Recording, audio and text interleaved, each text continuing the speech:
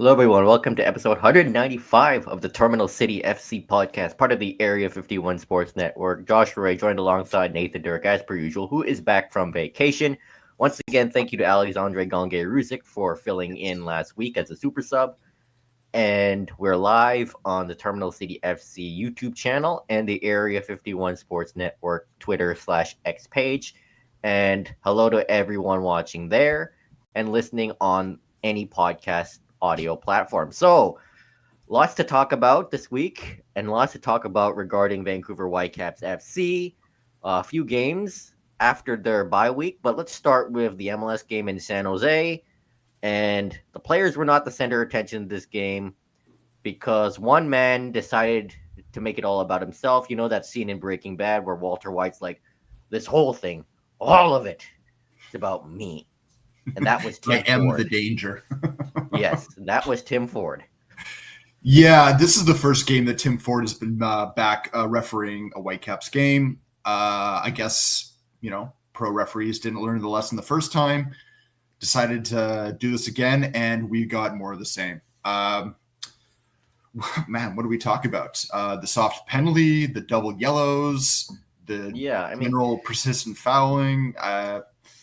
Hey, let's put it this way. At least he didn't body check a player this time.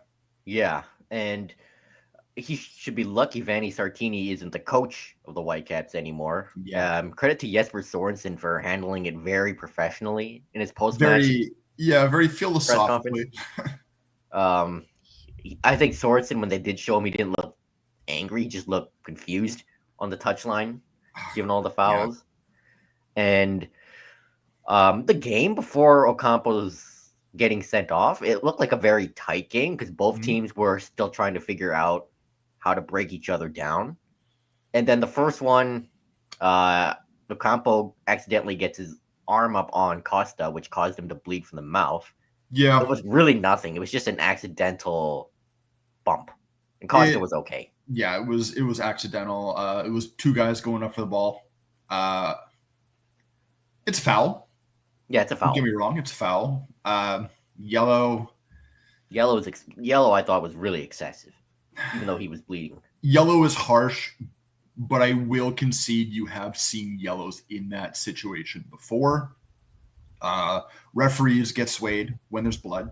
And to that point, a lot of us do. Yeah. So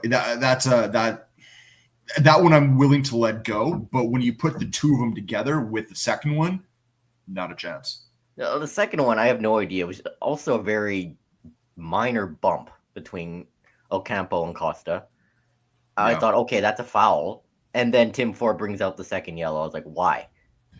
Well, it's bringing out the second yellow and then pointing to the penalty spot. He gets called to the monitor to take a look at it after to review, which means VAR is saying, we believe there's an issue here, right? VAR doesn't call you just to, have a chat. They call you if there is an issue, what they believe is a clear and obvious error. Tim Ford didn't really waste a whole lot of time. He still believes that he is right. Apparently, he is the only one because the one-game suspension to Ocampo has been rescinded. And the fine, too, for where he didn't leave the pitch in an orderly manner. Both yellows were really soft, especially the second one, and I have no idea why Tim Ford was allowed to officiate a Whitecaps match given his history with the club. And to make matters worse, Tim Ford gives away a soft penalty involving Costa falling in the box. He goes to VAR, but he calls it a penalty anyway. Yeah. I mean, it looked like Costa was being tackled by a ghost. I wrote in my article about Tim Ford and referees. I don't think we can be surprised at this point anymore. I think we can be only just frustrated that whenever we see Tim Ford on a team sheet or on a game sheet as any one of the referees, we know that his job is going to be under the microscope for all the wrong reasons. Yeah, and just made it all about him. And there's a stat saying that Ford has given away a lot of cards, a lot of penalties, fouls in like his 7 games officiated this season. Well, and you know what? It's not even the fact that it's all these cards and fouls and penalties that he's given away. It's the fact that he's only refereed 7 games. Yeah, which is That, astonishing. to me, is a huge indictment because you're 3/4 of the way through the season and you've only been given 7 games. It And feels you like give Pro away has that grown. many, cards and all that. It's Yeah. but the Whitecaps did tie the game up in stoppage time. Brian White gets his 100th career goal after a nice pass from Tristan Blackman. White's touch was beautiful. Yeah. But I don't know where 11 minutes of stoppage time came from. I don't know. Maybe Ford was nostalgic for the 2022 World Cup, but where did that come from? I expected like 4 or 5. There were no grievous injuries. The bleeding that they had to deal with was in the first half. Yeah. So yeah, 6 minutes would have been harsh. Yeah, as I said, Right? 4 or 6 5 minutes would have been harsh. So But to get 11 minutes is, yeah, it's incomprehensible. Yeah, and of course the Whitecaps concede late. For the most part, they defended well in that game, despite being down to 10 men, but they let it slip at the wrong time. And Yeah. Bjorning Utvik, if you watch that goal again, was all over the place. He kind of face planted into the pitch, and San Jose pretty much took the lead and won the game. A very frustrating game, a very bizarre game. None of the players spoke to the media after the game, by the way. I guess they were too ticked off, which I think was smart. I think it's pretty easy to see, especially when we saw the comments from a couple of players that weren't playing on social media. Yeah. Players definitely feeling emotional about this too. Let it go a little bit on their various accounts. I'm not surprised, and I'm not surprised that players didn't speak to media. My guess is that Sorensen was going to take the hit for all of this, if there was going to be a hit, and really there wasn't, because the man that should be taking it doesn't speak to media. Yeah. Referees don't speak to media. My guess is that the Whitecaps PR team didn't let the players speak for good reason. Yeah. Because then the players don't want to get fined anyway. But again, Sorensen pretty much handled it really well. He said he wasn't aware of the history with the referee. And he pretty much said, well, he's the referee. He makes the decisions. That's that. We move on from this. You can't, I mean, the thing is with anything like this is you can't re-legislate anything, right? Once it's done, it's done. There's certain things that you can call into question, like the 1-game suspension, but you're never going to see a game replayed. You're never going to see a goal knocked off because of something that was reviewed at a later date. It's whatever's on paper at the end of the game is what the game is. So you can. It's the same thing that Sorensen said too, right? Game's done. There's nothing we can do about it now. We have to prepare for the next one. Yeah, take the emotions of this and bring it to the next game. And very professional from Jesper Sorensen, and very focused on moving on. And since then, one thing we should say, and we can say it right now at this part, is it does look like pro referees, the union that manages all the referees, are taking a look, not specifically, it seems, at Tim Ford, but more kind of at the overall in general ethics of referees. A lot of it had to do with a photograph that was revealed from, I believe it was 7 years ago. Yes, of from Tim Ford's wife's Instagram. Which, I mean, losing. This to me is a bit of a red herring. He's out with his kids. His kids are wearing LAFC jerseys. They're at an LAFC game. He's a guy out with his family. I've got no problem with that. The problem is in this age of social media and of everyone being behind the desk detective. This sort of stuff apparently is the smoking gun. To me, it's not, but I do understand why certain people in certain positions need to take a little bit more care. I'm happy that it's something that's going to be reviewed. To me, it speaks of something that I believe happens in England, where referees have to register their teams that they support. Yeah. And once you do that, those Can't- teams you will never be given jobs for. Which yeah, makes even your sense. region in Yeah. many parts of Europe. Yeah, Like makes in sense. Germany, if I you're don't from understand Bavaria, why you that doesn't can't seem to be the rep in case here. Bavaria, for example. Yeah. And MLS should do something similar because Ford shouldn't be allowed to officiate Whitecaps games, shouldn't be allowed to officiate LAFC games or any of the California teams, my opinion. Just And keep them in the East. if Let you them know, do it. in England, remember Anthony Taylor got demoted to the championship for a bit after he screwed up a game between Wolves and Newcastle a couple of years Yeah. ago. So we're going to send them to USL? Yeah, I mean, referees should be held accountable. Yeah. If, as I wrote in my article, if they do a bad job. And eventually Anthony Taylor was brought back up. If that ever happened, Ford would do a good job in USL and be brought back up. Ford Of course, is on the referee roster for this weekend matches, That's the but fourth he is official. as a fourth official. I don't think you're going to see him as a first official for the rest of the season. Yep. I think they're going to let things die down. A fourth official or a VAR guy, because we have seen him in the VAR seat before. I think that's where you're going to see him being utilized right now. But going forward, I think they have to take a serious look at not only Tim Ford, but pro referees in general as to the caliber of referees that they have. Because you want to take a look at the biggest problems that MLS has comparatively to global football when players are deciding, do we want to come here? Yeah. Referees has to be in the top 3. Yeah. And I mean, the Instagram posts, like his family's are LAFC fans. He has the right to go to LAFC games on his off days, but as long as he doesn't wear the colors and there's no evidence that he wore the colors. No. But now, the the one caption thing is I what, will say is, that's fine, go to the game. Don't post the picture. And I know it was on his wife's account, and his wife doesn't work for MLS or pro referees or anything like that. But at some point, 6-year-old common sense has to click in somewhere, right? and the caption too. Tim's happy place or whatever it was. That's a red flag. Yeah. It's it's so easy to not do the stupid thing in this case, right? Just don't post the picture. Yeah. Or if you're gonna post it for friends and family.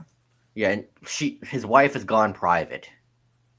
Yeah, see, and that's the problem is when you see a picture like that, you get these behind the desk detectives that now become judges and executioners. And my guess is that she's probably felt threatened, felt scared. There's probably been some pretty bad comments on her post.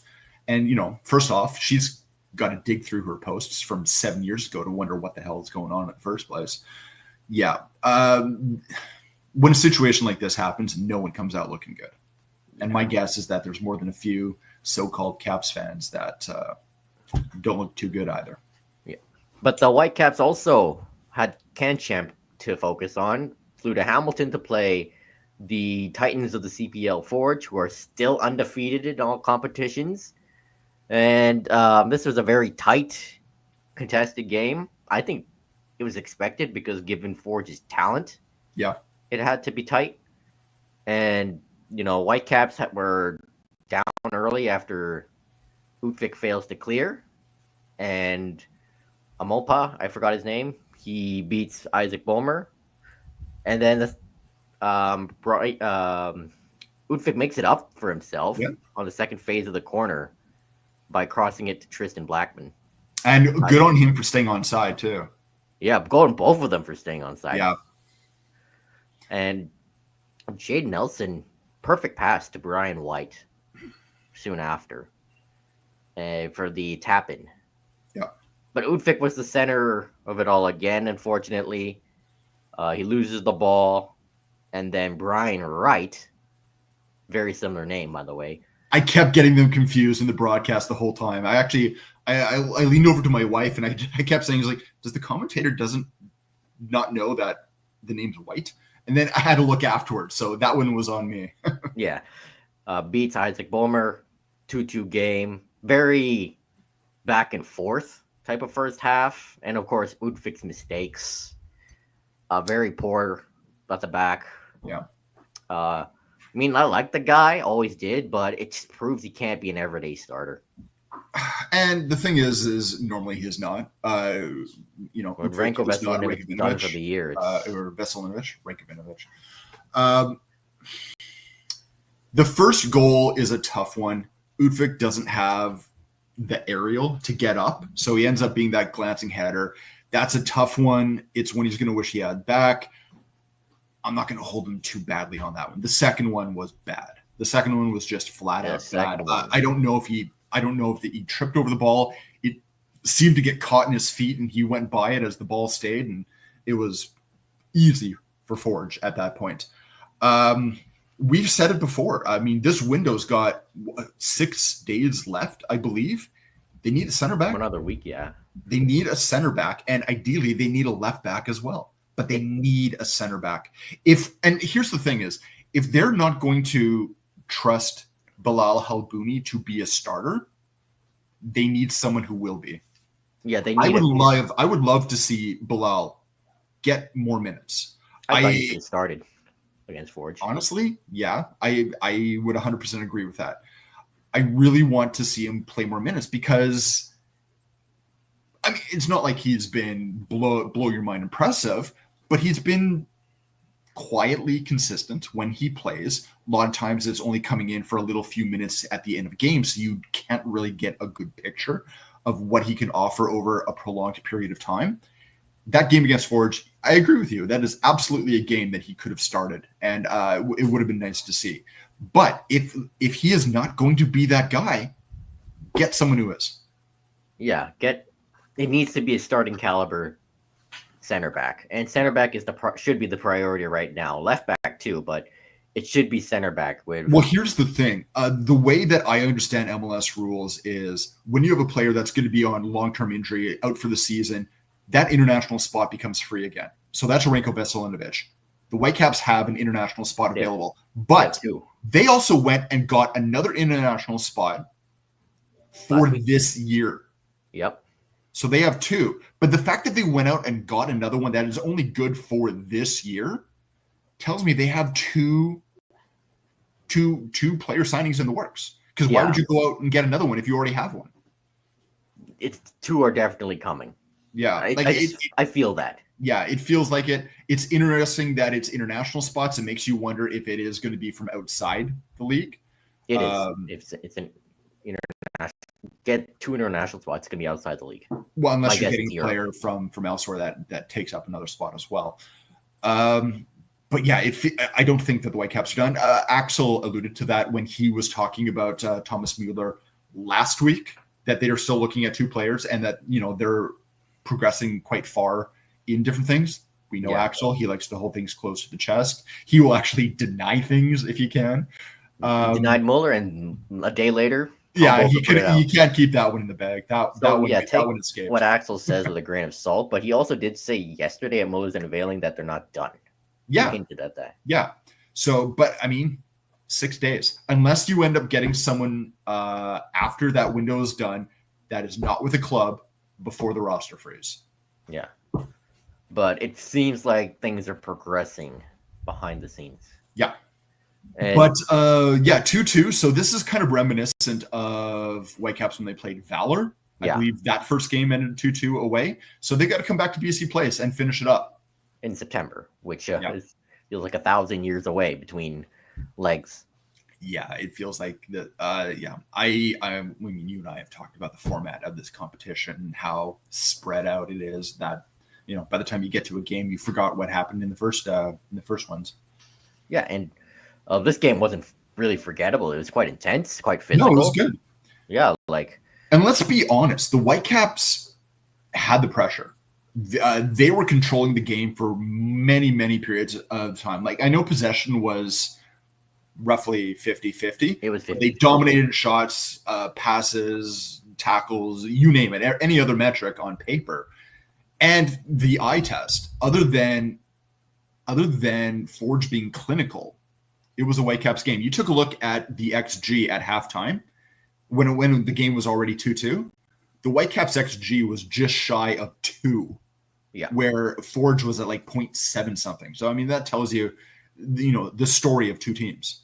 Yeah, both teams were really pressing hard, but the Whitecaps pushed for a winner, but it obviously couldn't materialize. But credit to Forge for, playing the way they did.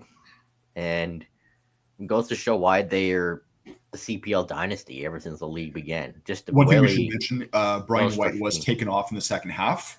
As a precaution. Precautionary, nothing to worry about. It sounds like nothing has been made since. So, yeah. Yeah, and Tristan Blackman apparently hurt his arm in the second half, but he was good to continue. So nothing to worry about. Yeah, I think it was just kind of a dead arm at one point. Yeah.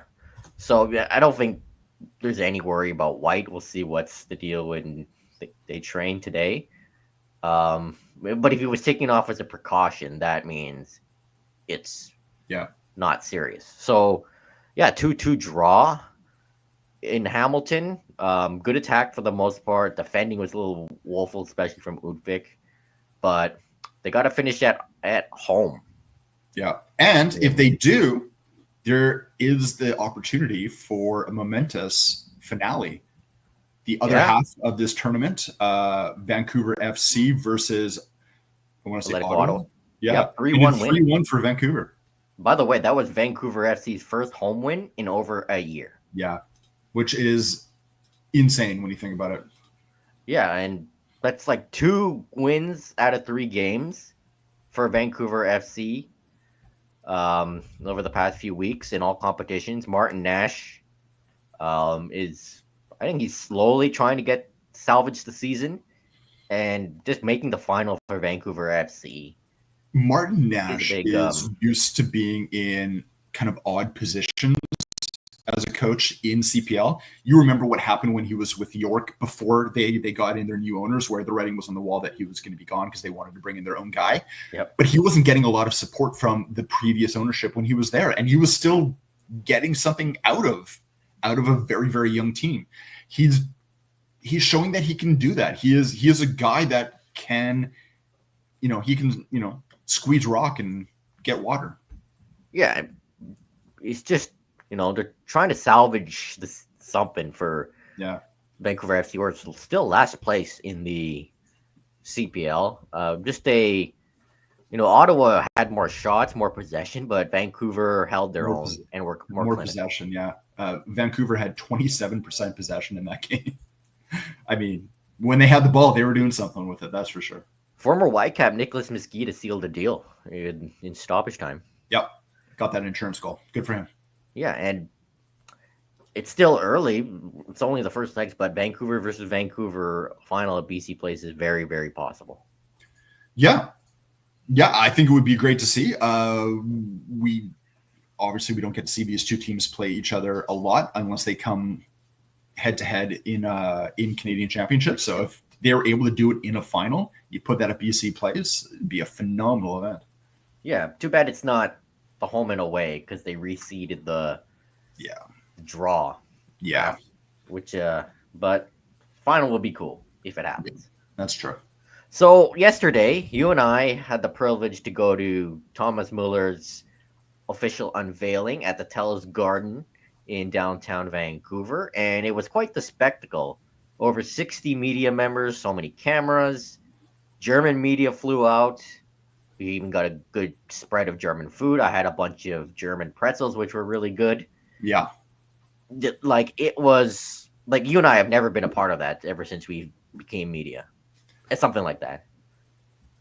Not at that level. Not at that level. I mean, we've talked about it before, trying to figure out, there's been a lot of talk about Thomas Müller in terms of, is he the biggest athlete of any sport to sign in Vancouver? Is he the biggest footballing athlete to sign for a Canadian MLS team?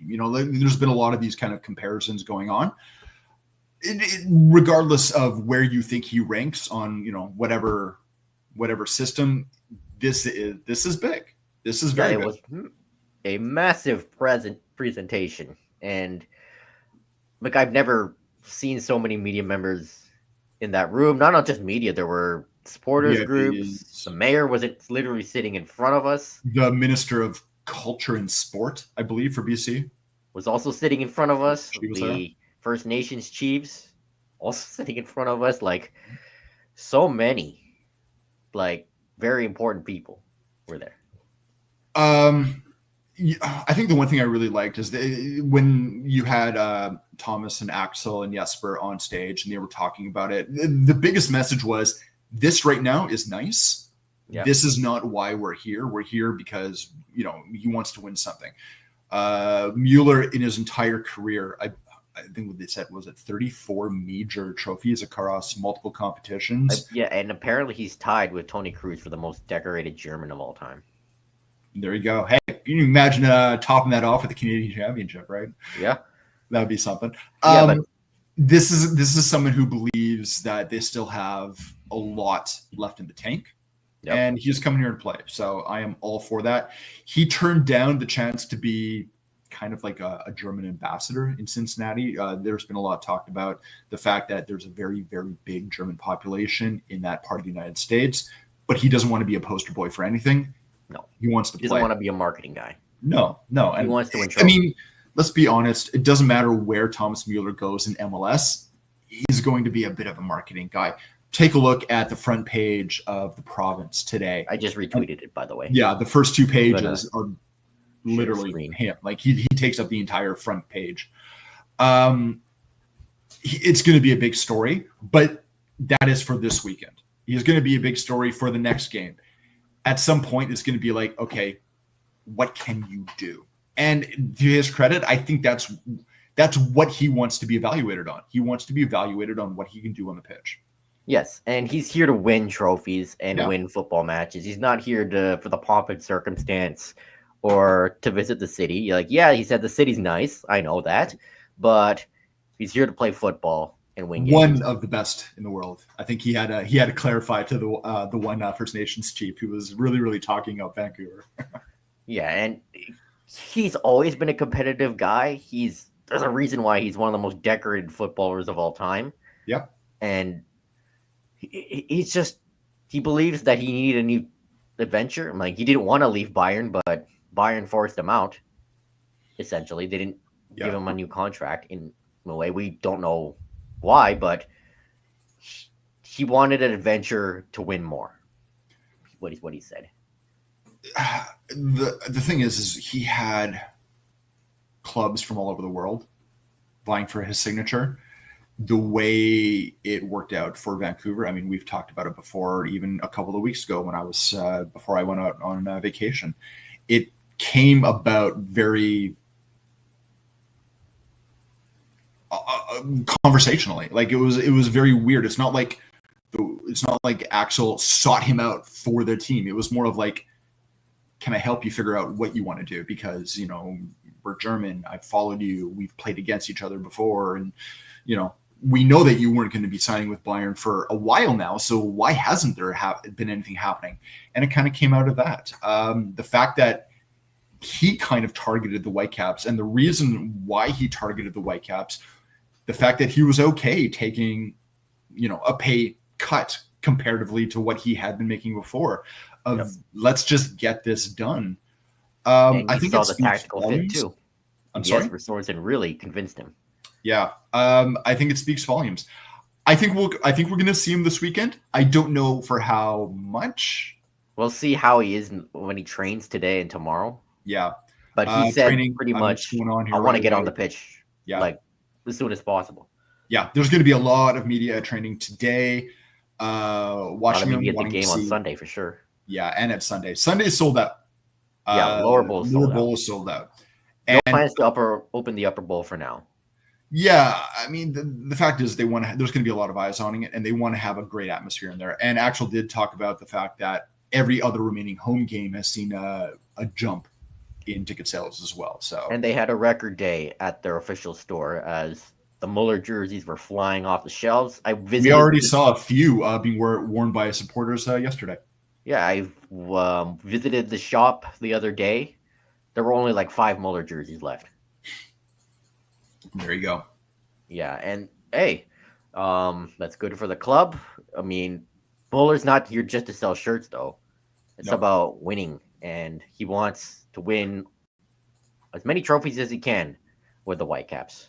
Well, he's got a chance. There's still 3 trophies on the line. And the Whitecaps are still in the race for all of them. For all of them.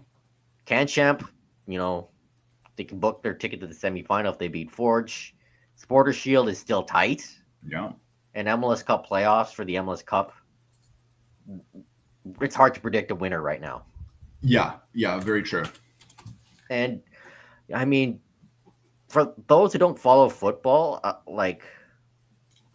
people in the room got to see firsthand of Thomas Muller's personality. He's very relaxed, Yep. being in front of a camera, Loves to joke answering around. questions. The one thing I really enjoy is it's not the token hockey NHL sanitized answer that might go on for pucks in deep. Yeah, doesn't tell you anything. This is a guy who genuinely just wants to have a conversation, and if you want to talk to him, he'll be more than happy to talk to you. Yeah, and for me, I'm not surprised. Like, Thomas Muller's been known for being one of football's best and funniest personalities, and he's going to do this here in Vancouver. And the Whitecaps, I mean, we know Vanni Sartini had a very upbeat personality too, but he was a coach. Yeah. Players, I can't really think of anyone on the Whitecaps who had that kind of personality except Florian Jungwirth when he was here. That's a good answer. Yeah, and another German who I was very surprised that Müller said he had talked to Jungwirth in the run-up of making his decision to come to Vancouver. Yeah, surprised they knew of each other. I believe Jungwirth is actually at now Bochum in their academy. Yeah, he's one of their academy coach, I believe. And doing a really good job. That's where he came through as a player. And, I mean, just seeing him was surreal. I got to ask him a question, which was really nice, something I never thought I'd do. Someone who's watched him growing up. Yeah. And, it's just very... I'm like, yeah, it's cool that he's here, but it'll be more cooler to see him on the pitch and hopefully, scoring goals, tallying assists, and hopefully winning trophies with the Vancouver Whitecaps. Absolutely. So, big news other than the Müller unveiling. Jeff Mallett revealed in an interview with the Province, Patrick Johnson, and even with Zakaris and Price, kind of a surprising reveal that the club really isn't looking to full on sell anymore. They just want now partners, especially with the funding of a new stadium. Yeah. I don't know what that means exactly. I mean, there are the 4 kind of owners right now. Obviously, people like Greg Kerfoot, Mallett. They're the big ones. Mallett pretty much revealed that Kerfoot and Luzko, the other co-owner, want to lower their shares because they're older now. I don't know what that means for Steve Nash if he still wants to be involved.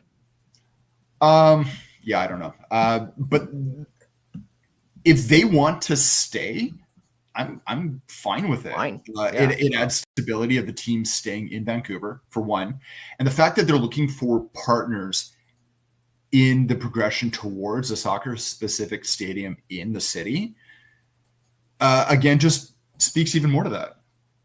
Yeah, and I think given the fact that the club is winning, they signed Müller, and it also, I just feel like that the talks of a new stadium are progressing right now better than people expected. So the owners had a change of heart, it looks like. And the one thing that this leaves over me is originally we were told that the selling of the team had to do with estate planning. Yeah. Right.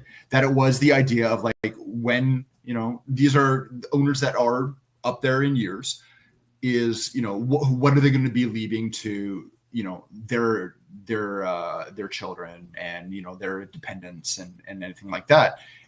Have they had a change of heart? These people that could potentially be owners at a later date, right? Because the one thing I don't want is I don't want a situation of what happened to the Ottawa Senators with the Melnicks, right? where all of a sudden, it's left to his daughters, and his daughters are like, we don't want this. Credit to them for, basically handling the club for a year and being able to find a way to kind of move on from that. But I don't want that sort of situation where this question of ownership gets prolonged even further, right? So I hope that there's something behind the scenes of what's going to happen after the fact. Yeah, and Mallet said that stadium being a possibility pretty much changed things, and Kerfoot and Lusco looking to lessen their load. So that could mean that they'll still be around, but not as much, and they'll have less shares in the club. So who knows what the future of the Whitecaps has in store in terms of ownership. Yeah. But it seems that things are moving in the right direction. And those who have fear, the team will move to Indianapolis, doesn't seem like that's a concrete possibility. No, It I'm never not was, too worried about that. by the way. And I wonder what kind of partners are they looking for? Like, hey, Ryan Reynolds could come on as a partner, for example. Some people are saying. Guy's already got his hands in 3 different football teams in 3 different countries. Yeah, unless he wants to like make him like Red Bull multi-club model, which would be interesting. I mean, the partnership with a team in the championship would be interesting. They also have Mexico. I forgot what the club, Colombia? but it's one Central Latin America club. I forgot the name. Yeah, I'd have to look at it again. We said before, I'm not against a multi-club model if it comes in for the Whitecaps. I don't know. This is promising news. It'll be interesting to see what happens ultimately of it. Yeah, and the Whitecaps are now a global brand thanks to Thomas Müller, and people from all over the world want his shirt now. Yeah. So that'll attract partners.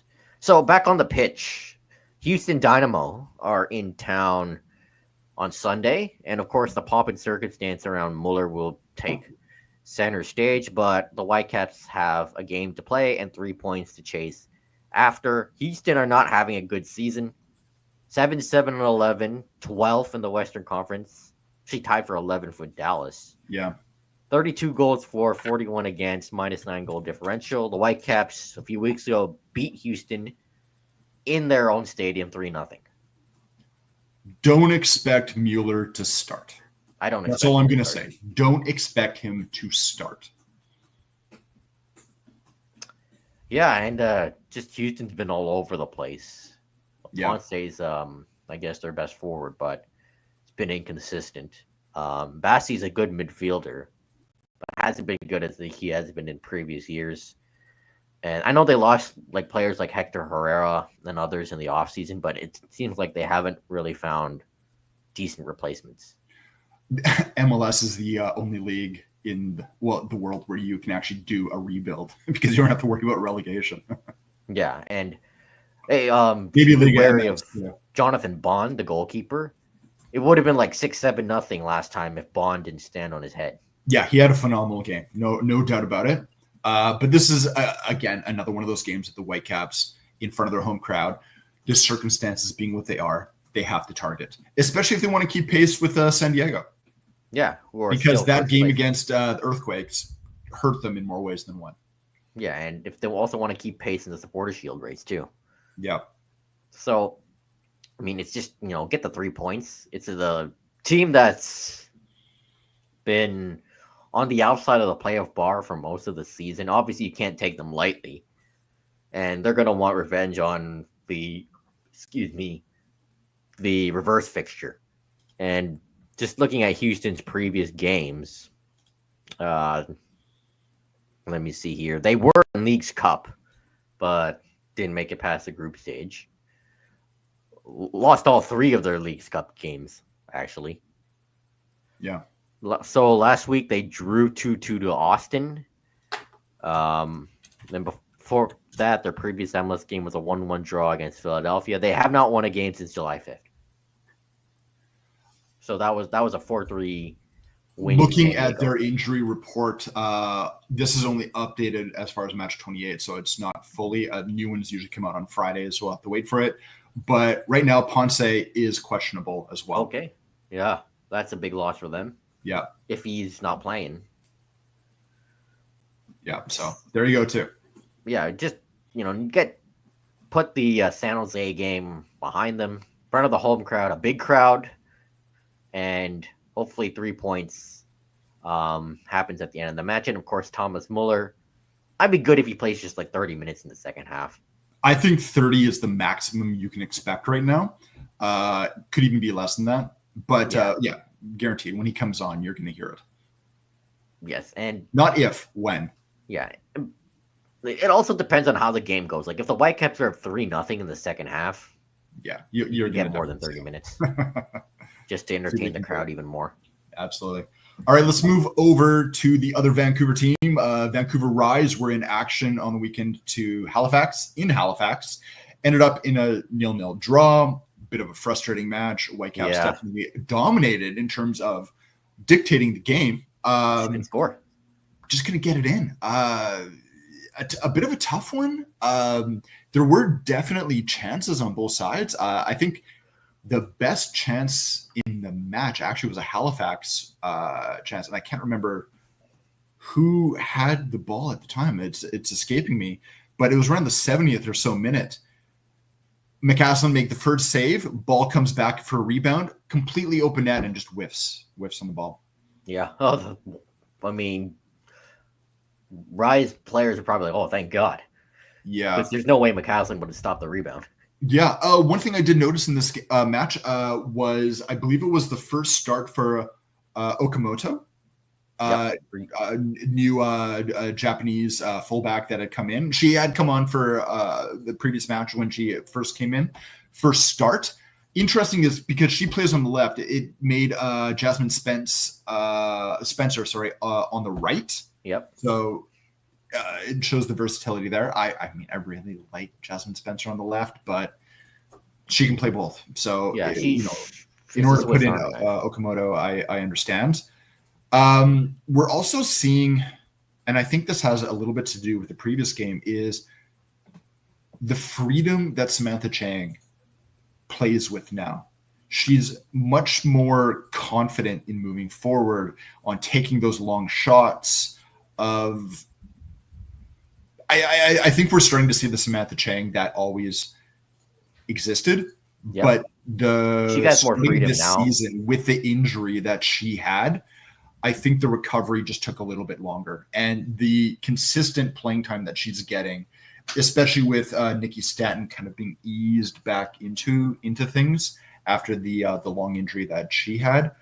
Samantha Chang is, I think, really going to be a player in the midfield to watch for and for the Rise. Just there's a lot of confidence in her game now. Yeah, especially she's been really on form the past few games, and the Rise, I think last 3-4 games they got points in all of them. So they're undefeated in 4 games. Yeah, they're getting there's progress there, but they're still 4th in the NSL standings, 2 points behind Ottawa Rapid.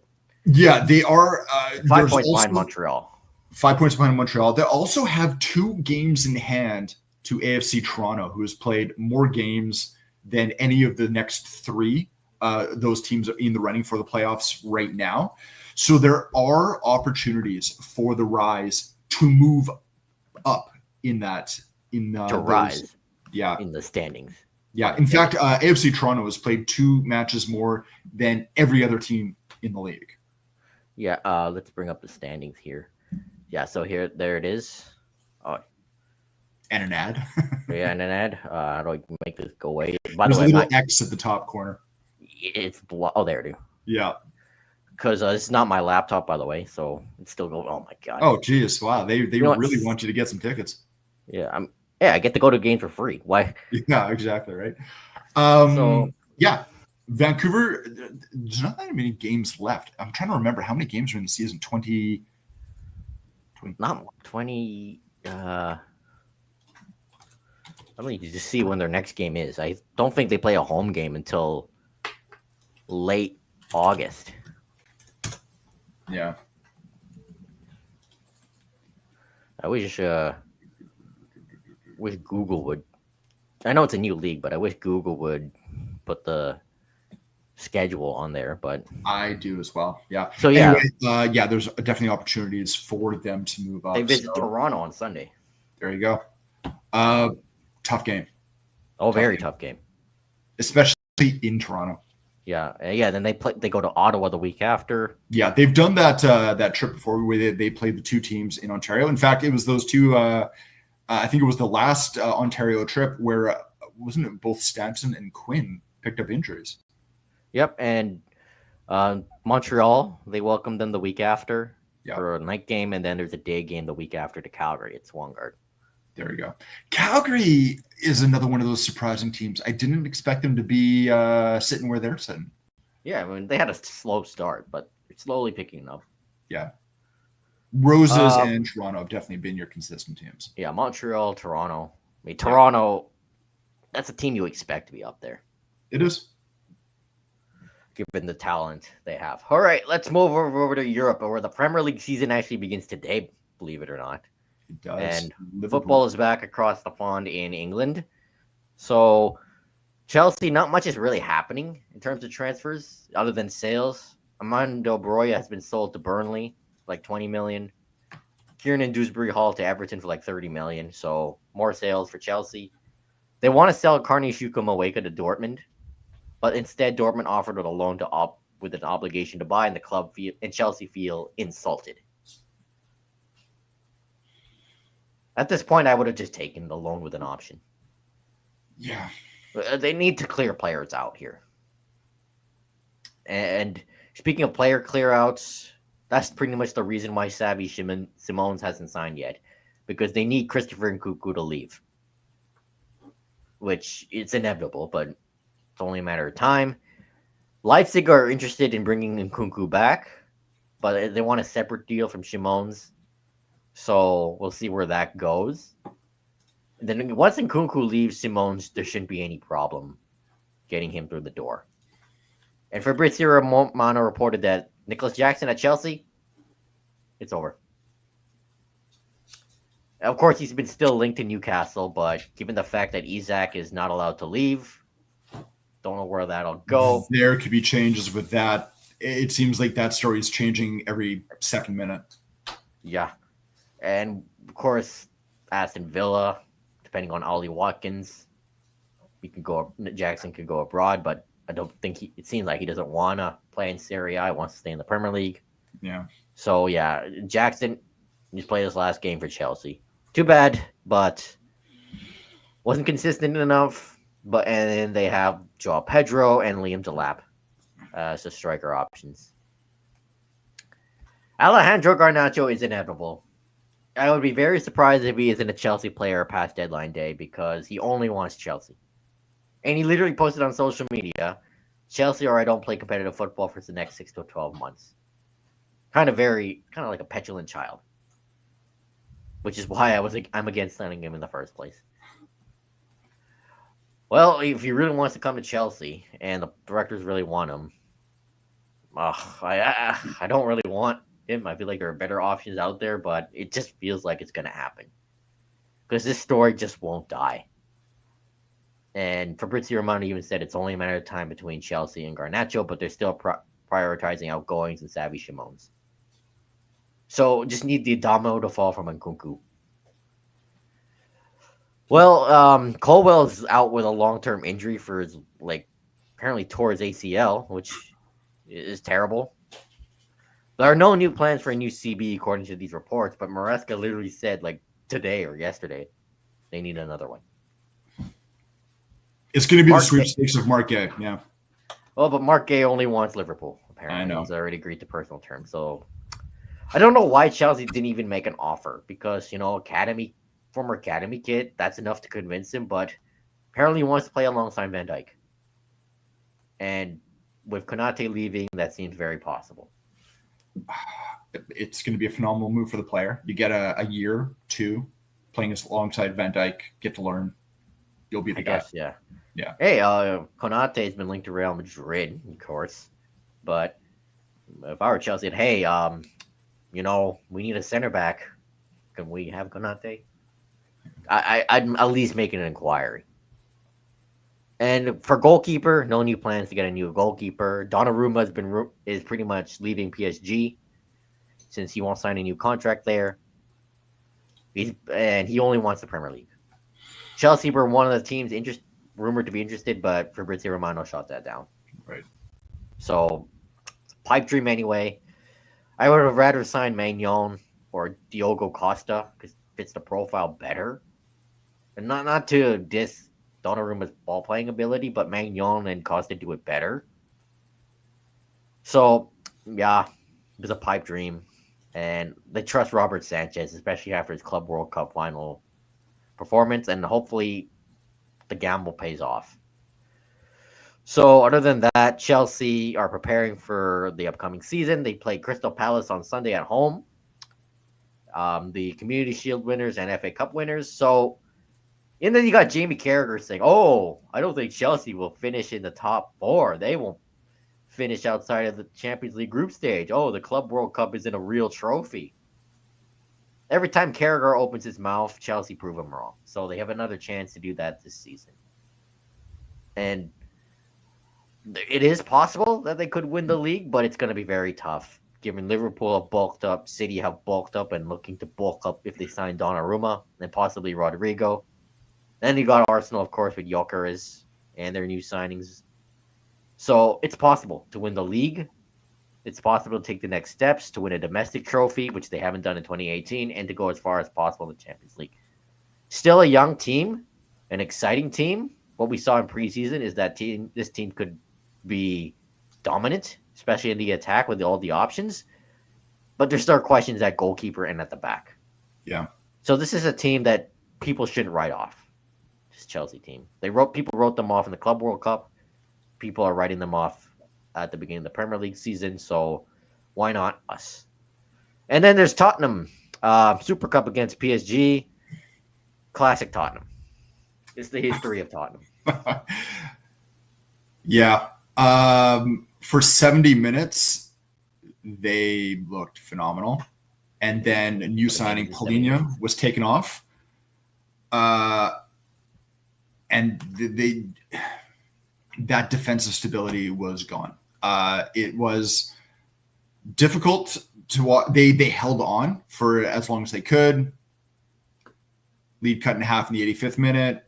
Game tied. Stoppage time. Lose on penalties. Very, very tough win. Even Luis Enrique at the end of the game said that Tottenham was the deserved winner. But, that's the way football is sometimes, right? Just because you might have deserved to win doesn't mean you actually do win, right? We've seen stories like that before.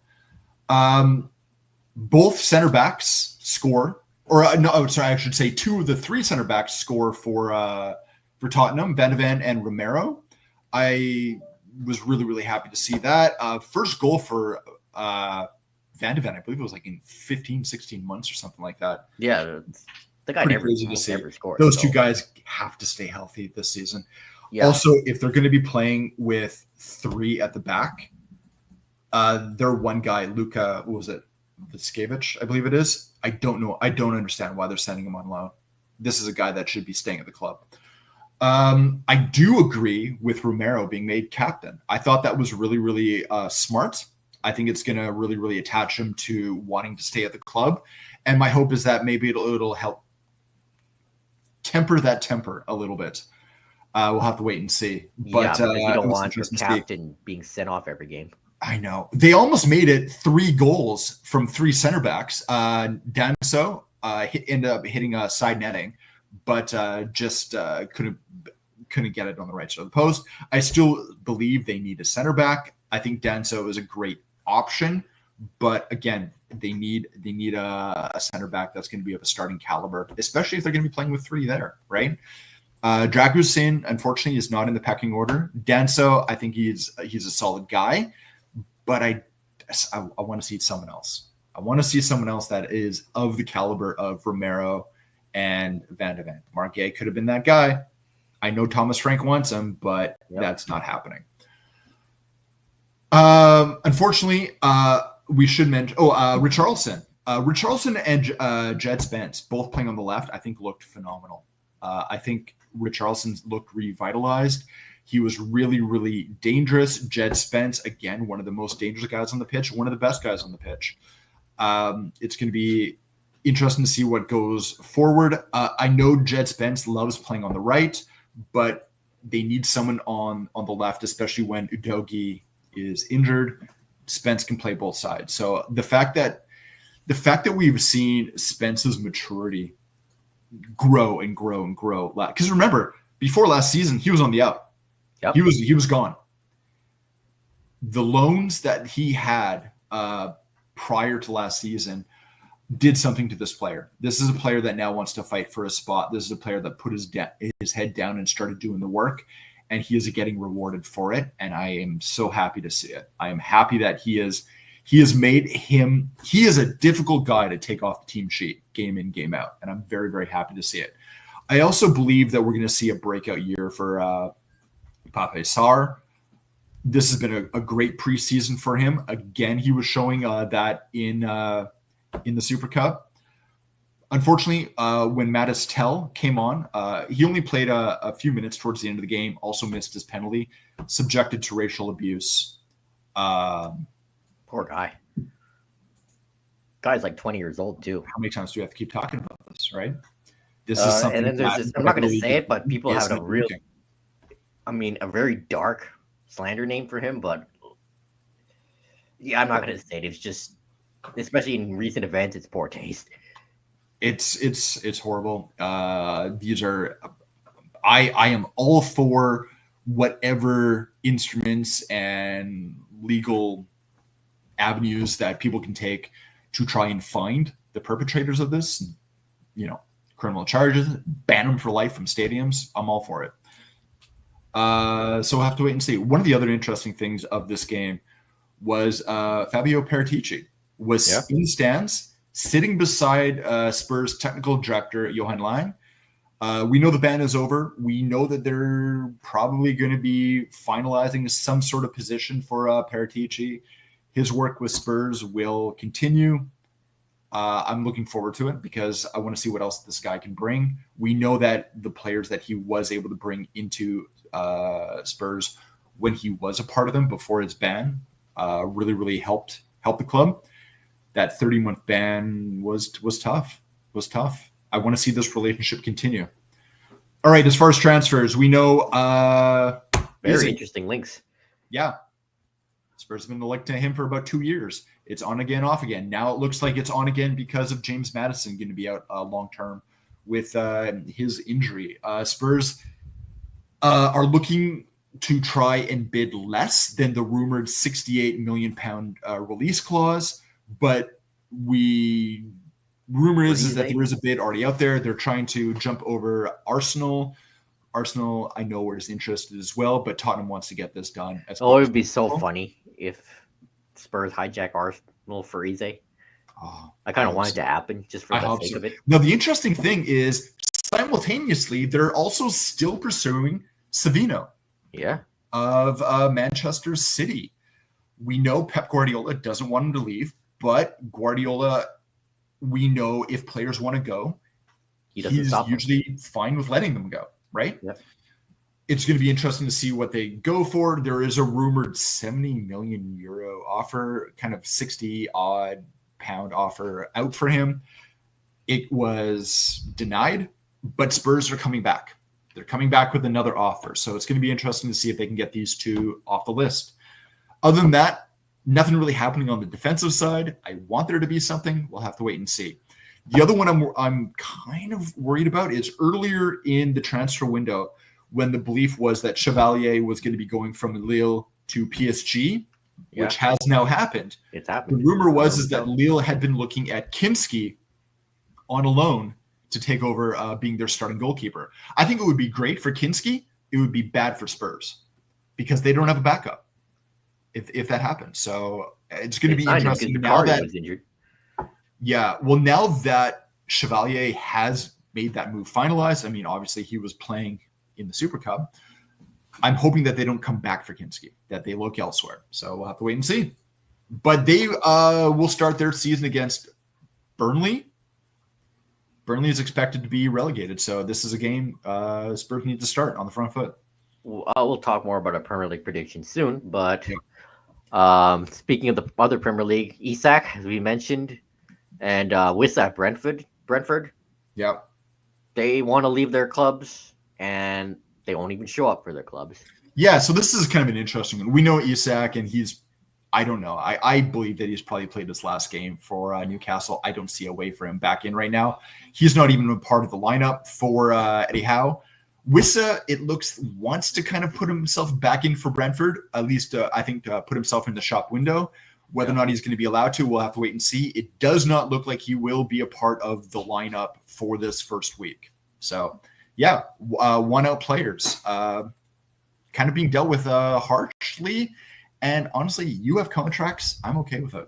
Yeah, and if they want out, you should let them go, honestly. Yeah, you should let him go. But I also hate this whole thing of you signed the contract, honor it.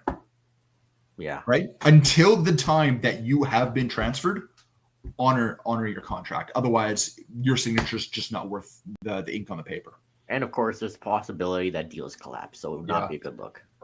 Morecambe, we talked about these guys a couple of weeks ago. Their games in the National League were actually being canceled. They were basically one step away from being kicked out of the league in its entirety. It does look like the deal with, I believe it's a London-based equity firm, Punjab Warriors, has finally gone through. Yep, it has. So now we have to wait and see if they're going to be reinstated. Yeah, and there's a lifeline for Morecambe. There's hope. Yeah, which is good. This is a group that's been trying to buy the club for a year, but the current owner was basically putting up roadblocks. So yeah. I think whether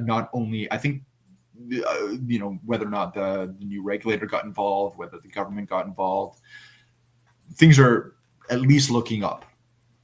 Now we'll have to wait to see what happens with Sheffield Wednesday. Yeah, because they're still on the brink. Yeah, exactly. So the Premier League begins this weekend. Exciting times. And as I said on social media, I feel like this could be the best title race since like 2014 because Liverpool, City, Arsenal, and Chelsea all seem like genuine contenders. And I feel like it could be a dogfight till the final day. I know you're high on Chelsea. I have Chelsea in my top 4, but I have them at 4. I do too. One, Arsenal. I mean, they're going to be the second coming, again. They'll be second. They can just never get over that hump. They're going to be the Buffalo Bills of the Premier League. Yeah, pretty much. My big question is, what is going to be the bounce back for Man City? Yes. Because Pep Guardiola is not going to be happy with what happened last year, and he's not going to want it to happen 2 years in a row. Well, they signed Cherky from Lyon, who looks like he could be the next Eden Hazard. Yeah. That's among other signings. They made shrewd signings this offseason so far. And they're being smart with it because they have a foundation. Yeah. Just need a bit more oomph. Which is in stark contrast to Liverpool, who has spent north of £300 million on players. Yeah, and they just signed that Italian defender, Giovanni Leone, from Parma. And it looks like Gabe is the next to come in. Yeah. You're right. Liverpool's not done yet. And of course, there's the whole thing with Isak. Yeah, exactly. Just, don't sleep on City because even that De Bruyne is gone. They're still a good team. You know what? I have Liverpool first still. I still think that they have enough with them. Man City, Arsenal, and then Chelsea. And I hate to say that because those are... I have Chelsea in 4th too. Yeah. I have Liverpool, Arsenal, City, Chelsea. Okay. So kind of what it was. My hope for Tottenham, get back into the top 7. Yeah. Because Newcastle is going to be tough. Aston Villa is still going to be tough. Man United has been trying to do something. I don't know if they're quite there yet, but you got to get back into those European United spots. are also looking to get back in the top 7 too, especially if they sign Sesko and Bamo and Cunha. Yeah. And they're looking for that left back at Brighton too, who is going to be very expensive. Yeah. For relegated teams, I have Brentford, Wolves, and Burnley. Burnley, Wolves. I just think like Brentford's lost too much. And You know what? I agree with you. Lost a coach, lost a captain, lost starting striker. It's going to be very, very difficult to see what they do. and then there's Wolves too. Like they've lost so many players over the years. Somehow they survived last season. Yeah. And it just feels like this is like the end, the beginning of the end of their Yeah. league. Yeah, I mean, for guaranteed, I hate to say it, but Burnley is going down. I feel Burnley, Sunderland with all their signings they made, especially with Xhaka of all players, yeah, going from Leverkusen to there. I think they can stay up. Find a way to stay up. it's going to be between them and Brentford for that 18th spot. And I feel like Leeds will also be part of the relegation battle too, but I see them surviving. I think they can survive. Leeds is a bit more pragmatic. I think they know who they are right now. You know, they're not Leeds of the 70s and whatnot. They obviously they want to get back up there. That's a monumental battle, but I think they're okay. I think they're okay. Yeah, so just it feels wrong to not pick Liverpool given the players they've signed, but the question is, can Arne Slot make them gel well together?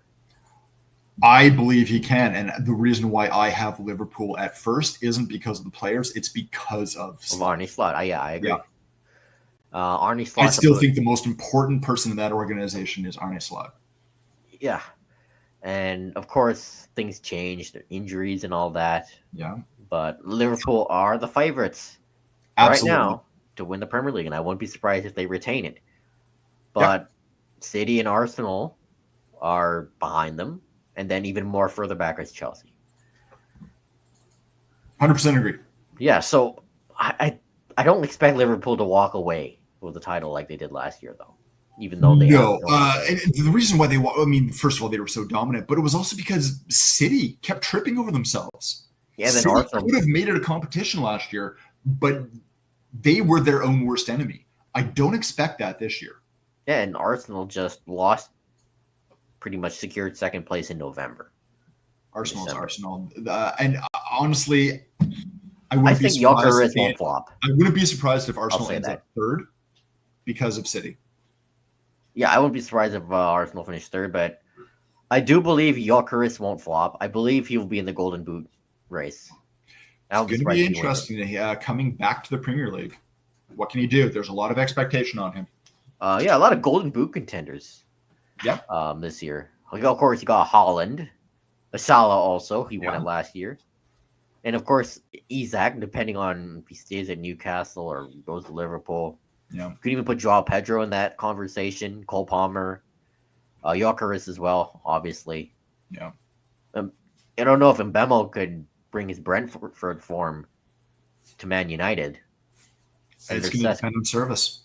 Yeah, and Šeško, it'll be interesting to see how he adapts to the Premier League. Absolutely, because he's still a diamond in the rough, as they like. He is, but I think he is a guy that is up for the challenge. Yep. And don't sleep on Ida Kike on Liverpool too, depending on what happens to them. Yeah.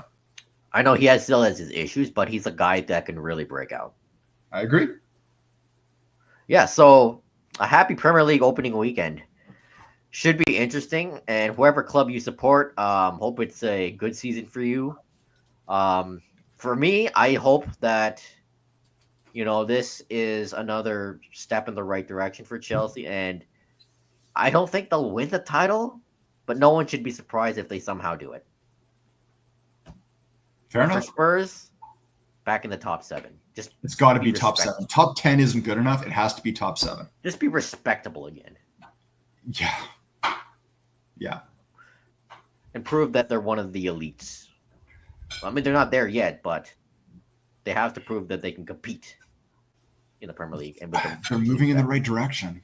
It's just, are they keeping pace with everyone else? Yep. So that'll conclude this week's episode. Hope you enjoyed it. Tell us what we're doing right. Tell us what we're doing wrong. Twitter, JoshuaRay00, Nathan and Derek podcast at Terminal City FC.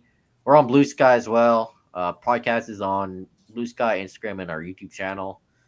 Hello to everyone watching live on YouTube and Area 51 Sports Network Twitter, and of course listening on the podcast platforms. I'll have this podcast out later this afternoon. I gotta let my sister's laptop rest. I don't want to overuse it. So check out all our articles for the Air 51 Sports Network. Thank you so much for all the listens, the likes, retweets. I don't know the exact number of views we've been getting, but the whole Müller saga, I don't know, not It's definitely saga, increased. fanfare, everything's just gone up for us. Like, I'm getting people from Korea retweet my tweets. There you go. Like, Müller has a lot of fans in Korea and Japan, There you go. which isn't surprising. And I guess we'll continue to cover the Whitecaps as a whole, as they get back on track, hopefully. Rise 2, hopefully. And yeah, also check out we have a new Canucks writer, Akash, I believe his name is. Check out his articles. Very good stuff on Canucks. I'll hopefully write some Canucks articles too, because I also have some thoughts. And yeah, hope you enjoyed this week's episode, and thank you for your support. Exciting times to be a Whitecaps fan, and we're here to provide all the coverage you need for them. So that concludes this week's episode. Peace out. Take care.